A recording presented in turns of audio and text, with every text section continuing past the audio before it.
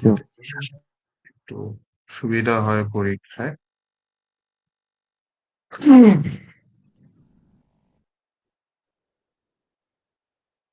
আচ্ছা, final syllabus শুরু হচ্ছে আপনাদের এই মনোলিথিক আর্কিটেকচার থেকে। মনোলিথিকের মধ্যে মিডে যেরকম একটা কোশ্চেন পাইছিলেন যে একটা সিনারিও দেওয়া আছে, সেই সিনারিও থেকে একটা ডিজাইন করতে হবে। সো মনোলিথিকের ক্ষেত্রে ওরকম সিনারিও গুলো বা মাইক্রো সার্ভিসের ক্ষেত্রে সিনারিও দেওয়া থাকবে কোশ্চেনে। আপনাকে কোশ্চেন পড়ে বুঝতে হবে যে এখানে মনোলিথিক আর্কিটেকচার হবে নাকি মাইক্রো সার্ভিসেস আর্কিটেকচার হবে। স্যার কিছু কি পয়েন্ট বলে দিলে ভালো হতো, যে কোনটা দেখে বুঝবো আমরা। ক্লাসে ক্লাসে এগুলো নিয়ে অনেকবার বলছি, মনে আছে কিছু? কেউ বলতে পারবেন দেখি? কেউ নোট করে রাখছেন নাকি কিছু? কারো কি কোনো ধরনের নোট আছে যে মনোলিথিক কখন হবে? স্যার সিঙ্গেল কোড বেস হলে মনোলিথিক হবে, আর সিঙ্গেল ফাইল আউটপুট থাকলে গুড। এপিআই থাকলে মনোলিথিক হবে। গুড। এপিআই থাকলে, এপিআই এর ঝামেলা আছে। এপিআই বলতে এপিআই প্রোভাইড করা আর এপিআই ইউজ করা দুইটা ডিফারেন্ট ইস্যু আছে। আপনি যদি আপনার সিস্টেমের এপিআই প্রোভাইড করেন, দ্যাট মিনস আপনার সিস্টেমটা হচ্ছে মনোলিথিক। আর যদি আপনি অন্য একটা সিস্টেমের এপিআই ইউজ করেন, তার মানে হচ্ছে আপনার সিস্টেমটা মাইক্রো সার্ভিসেস।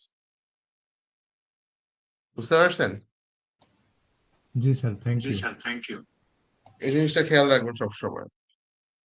বর্তমানে যে কোনো জায়গায় যখন ডেভেলপমেন্টের ব্যাপারে যায়, যখনই দেখবেন কোনো সিস্টেমের মধ্যে এপিআই ইউজ করতেছে, তার মানে ওইখানে হচ্ছে এপিআই ইউজ করতেছে আরেকটা সিস্টেমের। দ্যাট মিনস আমার সিস্টেমটা হচ্ছে মাইক্রো সার্ভিসেস। আর আমি একটা সিস্টেম ডেভেলপ করছি, সেটার এপিআই প্রোভাইড করতেছি মানুষজনকে, মানুষজন ইউজ করতেছে, দ্যাট মিনস আমার সিস্টেমটা হচ্ছে মনোলিথিক। মনোলিথিক হতে পারে বা ব্রোকারও হতে পারে, ডিপেন্ডস অন দা সার্ভিস, কি ধরনের সার্ভিস আমি প্রোভাইড করতেছি সেটার উপর বেস করে। আচ্ছা, তো মনোলিথিক আসলে এরকম একটা ডিজাইন হবে, বুঝতেই পারছেন। সেখানে কনস্ট্যান্ট থাকবে একটা ইউআই, আর কতগুলো হচ্ছে সার্ভিস থাকবে, সেই সার্ভিস গুলো ডিফাইন করে রাখতে হবে। সার্ভিস গুলো আপনি কোশ্চেনেই পাবেন, কোশ্চেনটা ভালো করে পড়লে বুঝতে পারবেন। একটা রিলেশনাল ডেটাবেস থাকবে, একটা লোড ব্যালেন্সার থাকবে, আর ডিফারেন্ট টাইপস অফ ক্লায়েন্ট থাকবে। এই ডায়াগ্রামটা ঠিকঠাক মতো আঁকতে হবে মনোলিথিকের ক্ষেত্রে, ঠিক আছে? আচ্ছা, সেকেন্ড হচ্ছে micro services. So micro services কখন হচ্ছে বলেন তো, কখন ইউজ করা যায়? স্যার একটা কমপ্লেক্স সফটওয়্যার যখন ডেভেলপ করব, সেটার ক্ষেত্রে মাইক্রো সার্ভিস ইউজ করব। ওকে, যখন কমপ্লেক্স হচ্ছে বা যখন অনেক স্কেলেবল করা লাগতেছে, বা হচ্ছে জিনিসটাকে আর একটু এক্সপ্যান্ড করা লাগতেছে, নতুন নতুন ফাংশন অ্যাড করা লাগতেছে, নতুন ফিচার অ্যাড করতেছেন, হ্যাঁ। আর এইমাত্র যে জিনিসটা বললাম যে আরেকটা সিস্টেমের এপিআই ইউজ করতেছেন, একটা সার্ভিস ইউজ করতেছেন আপনি, তখন আপনার সিস্টেমটা হয়ে যাবে মাইক্রো সার্ভিসেস আর্কিটেকচার, ঠিক আছে? আচ্ছা, আর মাইক্রো সার্ভিসেস এর ক্ষেত্রে কি হয় যে হচ্ছে আপনার সার্ভিস গুলো এরকম সুন্দর করে সাজানো থাকে, প্রত্যেকটার হচ্ছে নিজস্ব ডেটাবেস থাকবে, প্রত্যেকটা লোড ব্যালেন্সার থাকবে, প্রত্যেকটা সার্ভিস কমিউনিকেশন করবে এপিআই এর মাধ্যমে, ঠিক আছে? এই জিনিসগুলো সুন্দর মতো ডিজাইন করে রাখতে হবে। মানে স্যার মাইক্রো সার্ভিসের ক্ষেত্রে নিজস্ব কোনো এপিআই থাকবে না এরকম? মাইক্রো সার্ভিস এপিআই প্রোভাইড করতে পারে, কিন্তু এপিআই ইউজুয়ালি আমরা কখন প্রোভাইড করি? যখন একটা ছোট্ট একটা সার্ভিস, লেটস সে আপনি মনে করেন যে একটা ই কমার্স সাইট বানাচ্ছেন। এখন ই কমার্স সাইটের মধ্যে আপনার কি বলে এটা, পেমেন্ট সিস্টেম লাগবে। এখন বিকাশ ইউজ করাটা মোর ইজিয়ার নাকি নতুন একটা পেমেন্ট সার্ভিস বানানোটা ইজিয়ার? কোনটা ইজিয়ার? স্যার বিকাশ বা এসএসএল ইউজ করে। সার্ভিসটা ইউজ করা ইজিয়ার। সো বেসিকলি এই ধরনের যখন কমপ্লিট আসে, তখন আপনি বুঝতে পারতেছেন যে আপনি তখন মাইক্রো সার্ভিসেসে যাবেন, আপনি আরেকজনেরটা ইউজ করবেন। বাট লেটস সে আপনি একটা সিস্টেম ডেভেলপ করলেন যেখানে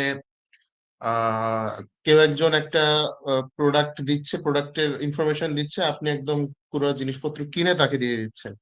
তো আপনার সিস্টেমের একটা এপিআই আপনি জেনারেট করছেন, মানে পুরো কাজ ব্যাকএন্ডে আপনার সিস্টেমে ঘটবে, আপনি তাকে হচ্ছে জাস্ট আউটপুটটা পাঠিয়ে দেবেন তার সিস্টেমে। তখন আপনিও তো আরো একটা এপিআই জেনারেট করতেছেন আপনার সিস্টেমে। সো আপনি এপিআই প্রোভাইড করলে আপনার সিস্টেমটা হচ্ছে নট ম্যান্ডেটরি যে মাইক্রো সার্ভিসেস হবে, বাট আপনি যদি এপিআই ইউজ করেন তাহলে 100% শিওর আপনার সিস্টেমটা মাইক্রো সার্ভিসেস হবে। একটু কমপ্লেক্স এই জায়গাটার মধ্যে, তো অত ডিপে না গিয়ে একদম আপনারা আপাতত একটু ইজি ভাবে জিনিসটাকে বোঝা ট্রাই, ঠিক আছে?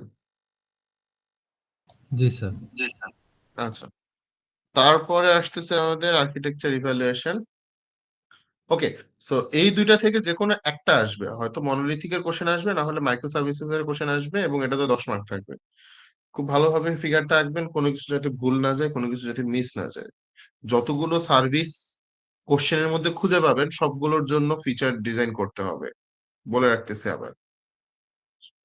সিনারিও খুব ভালোভাবে পড়বেন, সিনারিওর মধ্যে যতগুলো ফিচারের কথা থাকবে ততগুলো সার্ভিস হবে, একটা মিস গেলে 1 মার্ক কাটা।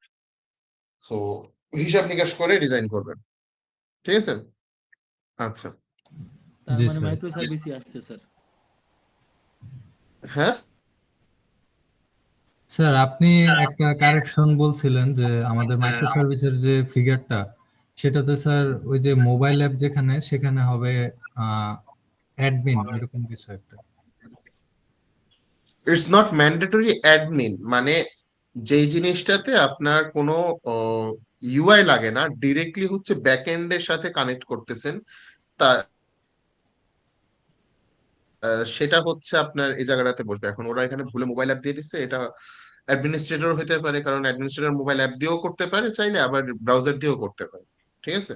স্টোর ফ্রন্ট ইউআই, ইউআই লাগবে যে ক্ষেত্রে, দ্যাট মিনস ক্লায়েন্ট বা ইউজারের ক্ষেত্রে, কারণ ইউজারকে তো আপনি ডিরেক্ট অ্যাক্সেস দিবেন না এই সার্ভিসগুলোর, ইউজারকে তো হচ্ছে কোন একটা ইউআই এর থ্রুতে জিনিসটা অ্যাক্সেস দিবেন।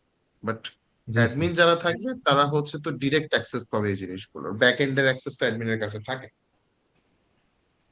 জি স্যার। আচ্ছা। স্যার আমরা ব্রাউজারকেও কি এন্ড ইউজার হিসেবে ধরতে পারবো? এখানে অ্যাকচুয়ালি লেখার কথা ছিল অ্যাডমিন আর হচ্ছে ক্লায়েন্ট বা ইউজার, ভুলে এখানে মোবাইল অ্যাপ আর ব্রাউজার চলে আসছে। এখন ইউজার চাইলে ব্রাউজার দিয়েও হচ্ছে অ্যাক্সেস করতে পারে, চাইলে ফোন মোবাইল অ্যাপ্লিকেশন দিয়েও অ্যাক্সেস করতে পারে, ডিপেন্ডিং অন দা আপনি কি জিনিস তাকে অফার করতেছেন। আপনার সিস্টেমে যদি অ্যাপ নাই থাকে তাহলে মোবাইল অ্যাপের তো এখানে কোনো দরকারই নেই, তাই না?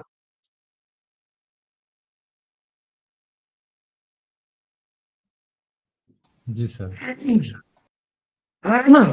সো এখানে হচ্ছে ইউজার আর হচ্ছে অ্যাডমিন এরকম কিছু থাকবে, অথবা ক্লায়েন্ট এন্ড অ্যাডমিন থাকবে আর কি, ঠিক আছে?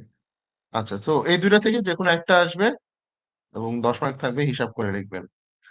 আহ স্যার এখান থেকে একটা কোশ্চেন ছিল স্যার। বল। স্যার থিওরি কি লিখবো এখান থেকে, কেমন টাইপের থিওরি আসতে পারে? কোনটা থেকে? স্যার মাইক্রো সার্ভিস বা হচ্ছে মনোলিথিক? ওখানে তো কোনো থিওরি নাই, ওখানে হচ্ছে জাস্ট আপনাকে, ও থিওরি নাই বলতে আবার থিওরি আছে, থিওরি আছে বলতে কি কোশ্চেনে তো জিজ্ঞেস করবে যে কোন আর্কিটেকচার ইউজ করবে। সো আপনি যে আর্কিটেকচার চুজ করতেছেন তার পিছনের কারণটা কি, যেই জিনিসটা পড়ে ওই কোশ্চেনের যেই জায়গাটা থেকে আপনি হচ্ছে ডিসাইড করছেন যেটা মাইক্রো সার্ভিসেস বা মনোলিথিক, সেই জায়গাটা হাইলাইট করে দেবে আপনার খাতার মধ্যে যে এই এই জিনিসের কারণে আমি হচ্ছে এখানে মাইক্রো সার্ভিসেস ইউজ করবো। ওই লেখাটা না থাকলে কিন্তু নাম্বার কাটা যাবে। আমি যদি কোনো খাতার মধ্যে খালি ফিগার পাই তাহলে হাফ মার্ক ওইখানেই কাটা শেষ, ঠিক আছে? ওকে। স্যার মিড টার্মে প্রশ্ন খাতা পাইছি যেখানে শুধু ফিগার একা রাখছেন, আগে পিছে কিছু লেখা নাই। সো ফাইনালে যদি সেম অবস্থা হয়, অর্ধেক মার্ক এখানে কাটা, দ্যাট মিনস 5 মার্ক গায়েব। আপনি যে আর্কিটেকচার চুজ করতেছেন তার পিছনের কারণ লিখতে হবে ম্যান্ডেটরি, কারণটা কোশ্চেনের মধ্যে দেওয়া থাকবে সিনারিওতে, আপনার খালি খুঁজে বের করে তুলতে হবে, ঠিক আছে? এই জিনিস মিস করলে নাম্বার কাটা যাবে, বারবার বলতেছি। স্যার এটাতে 10 মার্ক লাইক আমাকে হচ্ছে চুজ করতে হবে, দেন আমি ওইটা লিখে কেন চুজ করছি এটা লিখবো, দেন কি ডায়াগ্রাম আঁকবো, আর তো কিছু না? হ্যাঁ, না কিছু না। ওকে স্যার কেন চুজ করছে এটা কি এলাবোরেট করে বলতে হবে নাকি কি পয়েন্ট বললেই হবে? কোশ্চেনের মধ্যে যেরকম ভাবে দেওয়া থাকবে, যে জিনিস ধরা, বাবা কোশ্চেনের মধ্যেই অ্যান্সার থাকবে, আপনি খালি কোশ্চেনের ওই জায়গাটা তুলে দিবেন খাতার মধ্যে, দ্যাটস ইট। মানে ওকে স্যার। লিখতে কি এত কষ্ট হয় আপনাদের? লেখার কথা শুনলে দেখা কেন জানি যায় ফার্স্টের কোশ্চেন গুলো বেশি লিখতে গিয়ে লাস্টে আর আনসার করতে পারি না। এই কোর্সে এত লেখার কোশ্চেন নাই, জাস্ট কিওয়ার্ড ধরে ধরে লিখতে পারলেই হলো, এবং কোশ্চেন ঠিকঠাক মতো পড়লেই বুঝতে পারবেন। আচ্ছা, এইখানে হচ্ছে এই চ্যাপ্টারটা থেকে হয়তো 3 মার্কের একটা কোশ্চেন থাকবে, ছোট্ট কোশ্চেন। আর্কিটেকচার ইভালুয়েশন, বিভিন্ন টাইপের আর্কিটেকচার ইভালুয়েশন টেকনিক গুলোর মধ্যে ডিফারেন্স থাকবে। হ্যাঁ, এই যে scenario based, questionnaire based, checklist based, আর মেজারিং টেকনিক। সো 3 মার্কের কোশ্চেন, 3টা ডিফারেন্স ঠিক মতো লিখতে পারলেই হলো। ঠিক আছে? সো এদের মধ্যে ডিফারেন্স গুলো খুব ভালোভাবে পড়ে নেবেন। স্যার একটু মিস করছি, কোনটা কোনটা? এই যে যেটা স্ক্রিনে দেখা যাচ্ছে এটা। আচ্ছা আচ্ছা, কেউ কি রেকর্ড করতেছেন কষ্ট করে?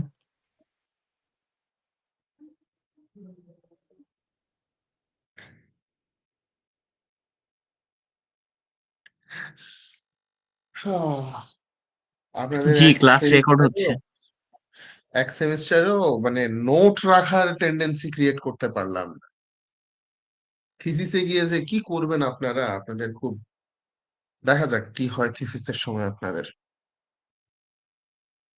আচ্ছা, এন্ড এরপরে হচ্ছে আমাদের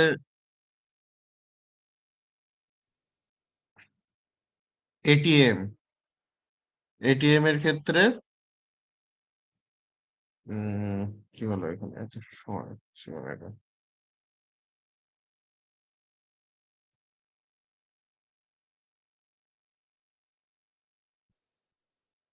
এটিএম এর যেগুলো পড়তে বলছি এগুলো আগে থেকে বলা আছে, তারপর আরেকবার বলি। পারপোজটা পড়বেন, কি কি জিনিস আমাদের ডিসকভার করতে পারি। এরপর হচ্ছে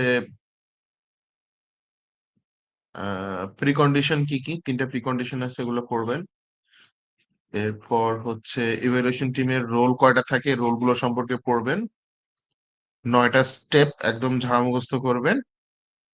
আর হচ্ছে একদম লাস্টে গিয়ে এই ফ্লোর, কনসেপচুয়াল ফ্লোটা ঝাড়া মুখস্থ করবেন।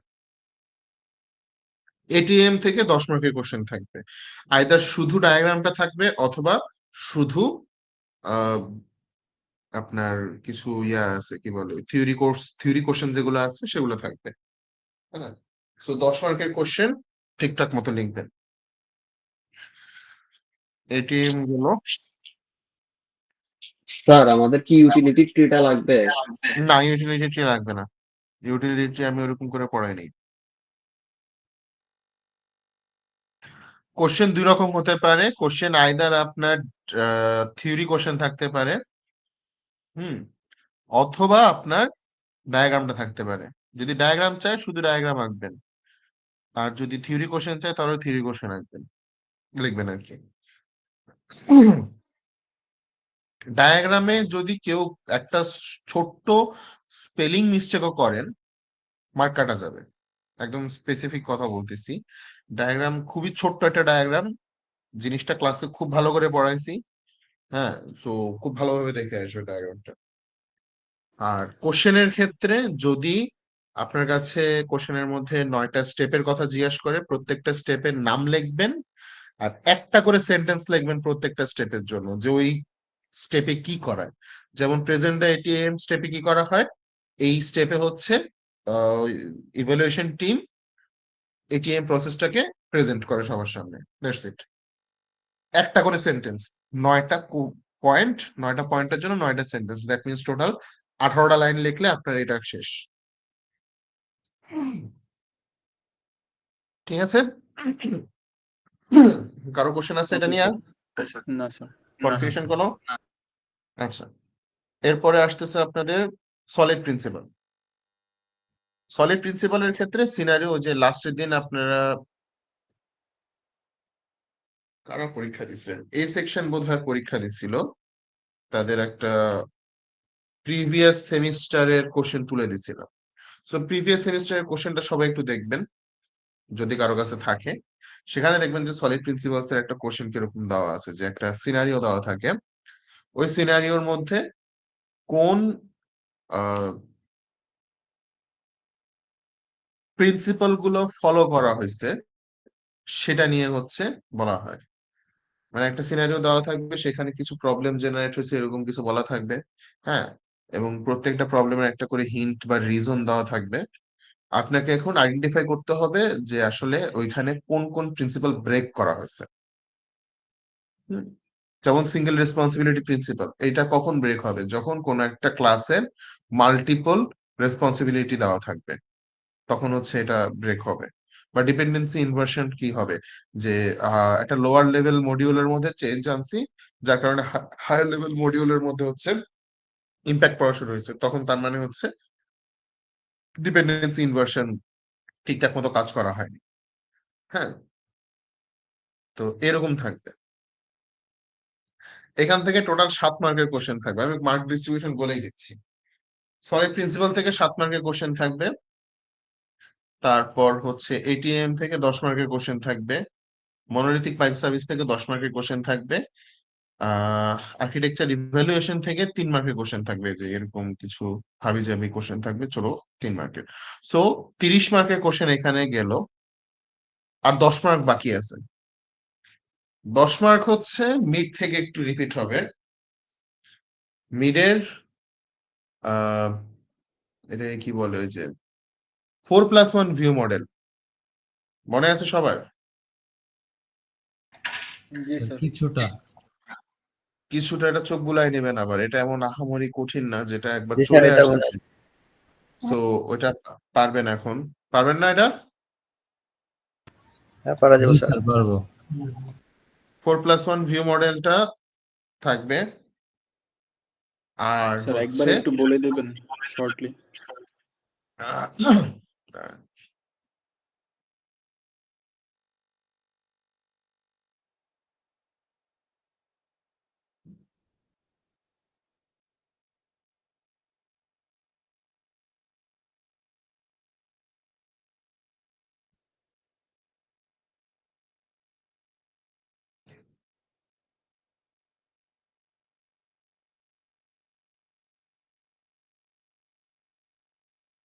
আচ্ছা, আর্কিটেকচার স্ট্রাকচার থেকে ওই যে জিনিস আমরা আগে করছিলাম মনে আছে, যে আপনাদের module structure, component and connector আর অ্যালোকেশন স্ট্রাকচার, ওই সেম জিনিস আবারও থাকবে কোশ্চেনে। 5 মার্কের একটা কোশ্চেন থাকবে, আপনাকে হচ্ছে সিনারিও থেকে পড়ে ডিসাইড করতে হবে যে এখানে কোন স্ট্রাকচারটা বেটার সুটেড হবে, সেটা কি মডিউল স্ট্রাকচার না কম্পোনেন্ট কানেক্টর নাকি অ্যালোকেশন।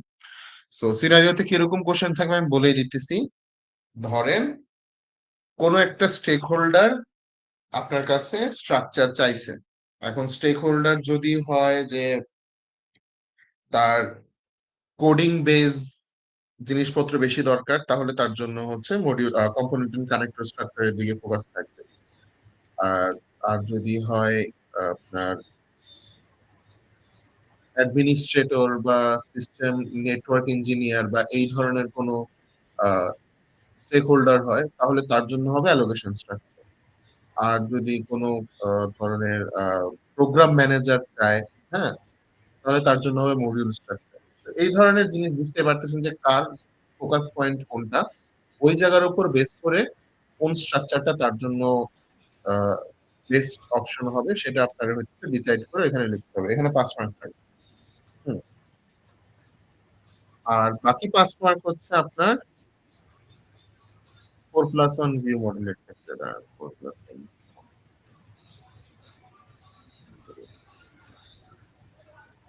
4+1 ভিউ মডেলের ক্ষেত্রে কি আপনাকে হচ্ছে খালি এই ডিজাইনটা করতে হবে, এই ডিজাইন করতে হবে, শুধু ডিজাইনটা ঠিকঠাক মতো লিখলে পারলেই হলো। আর মিডের সময় যেহেতু আপনাদের 9 মার্ক ছিল, তাই হচ্ছে জিনিসটা আবার এক্সপ্লেইনও করা লাগছে। আহ এবার যেহেতু 5 মার্ক, তাই জাস্ট এই জিনিসটা ঠিকঠাক মতো আঁকবেন। সো এই 5 মার্ক একদম সবাই ফ্রিতে ধরায় দিলাম, খালি মুখস্থ করে লিখবেন। এই 5 মার্ক যদি না পান তাহলে খবর আছে।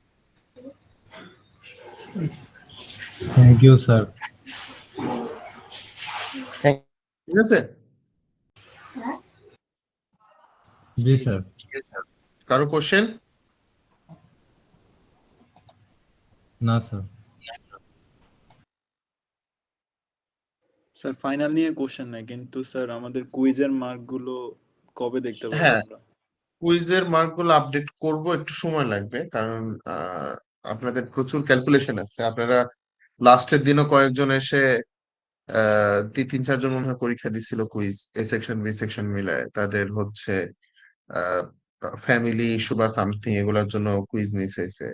ওইখানের একটা ইকুয়েশন বাকি আছে। আপনাদের হ্যাকাথনে যারা পার্টিসিপেট করছেন তাদের নাম্বার নেওয়ার ইস্যু বাকি আছে। হ্যাঁ, সো একটু কমপ্লিকেশন আসছে, তো এই কারণে আমার একটু সময় লাগতেছে। আমি দিয়ে দেবো নাম্বার গুলো, সমস্যা নেই।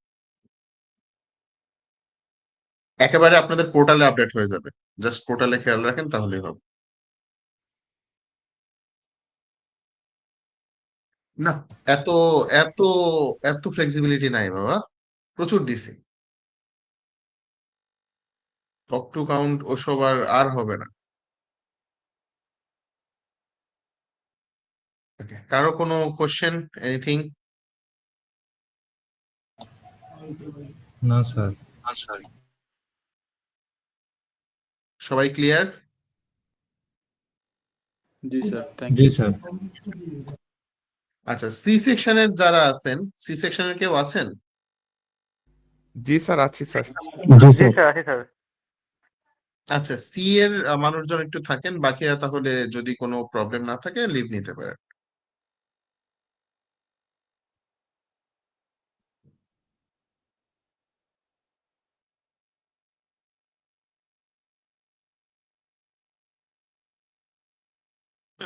শুধু সি সেকশনের স্টুডেন্টরা থাকেন, বাকিরা লিভ নেন।